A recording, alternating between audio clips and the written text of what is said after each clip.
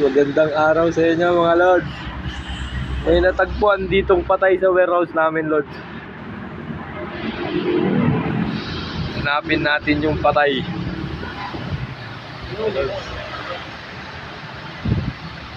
Nandito yung patay, lords. Ayun, nakakita ng patay si Antonio. Eto na guys, si Antonio guys, patay na guys. Ayan na, humihinga-hinga pa siya. Awak-awakan mo guys. Hinga pa. Gagaling ka na.